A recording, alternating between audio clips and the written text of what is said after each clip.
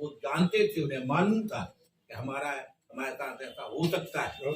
उनको 2 दिन पहले धमकी मिली थी, उनकी जानकारी में था। इसके बावजूद भी वो गए, बड़ागांव गए और बड़ागांव से लौटे और लौटने में उनके साथ में जो कुछ भी हुआ, उनको जो है वो उनकी हत्या की गई और हत्या करके उनको हत्या का पता न चले इसलिए उनके इतने टुकड़े किए गए और नदी में कम से कम 1 फर्लांग के वर्ग क्षेत्र में उनके जो है वो टुकड़ों को जो है वो गाड़ा गया। इस चीज की जानकारी मिली ओरछा सेवा संघ को, तो ओरछा सेवा संघ ने जब तहलका मचाया तब टीकमगढ़ में हलचल, मतलब जैसी हलचल जैसी होती है नहीं वैसी हलचल मच गई। स्वाधीन नारायण दास खरे कोई साधारण आदमी नहीं थे, असाधारण आदमी थे टीकमगढ़ के लिए। वो जब कोई नहीं पहुंच पाता था कि राजा के यहाँ क्या गुप्त मीटिंग हो रही है, तो वो जो है वो उनकी जो उनके गुप्त स्थान थे वो वहां से पहुंचते थे और पूरी मीटिंग रोशनदान में से सुन के आते थे कि जैसे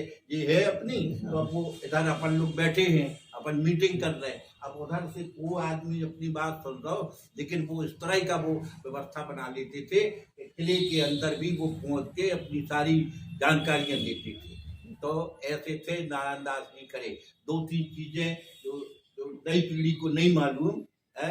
मैं उस समय मैं 81 साल का हूँ। मैं नारायण दास जी खरे हमारे घर पे हमारे पिताजी के पास आया जाया करते थे, अक्सर मिलते थे और कहीं तो वो पूरा मोहल्ला हमारा वही था। वहीं पे प्रेम नारायण खरे रहते थे, वहीं पे हरीशचंद जी पुष्प रहते थे, वहीं पे जो है वो चतुर्भुज पाठक रहते थे, वहीं पे सरदार सिंह रहते थे। ओरछा सेवा संघ के कार्यकर्ता लोग आते थे, वो वहाँ पर रुकते थे, ठहरते थे और जहाँ पे खाना हुआ उनको खाने में कहीं पर परहेज नहीं था।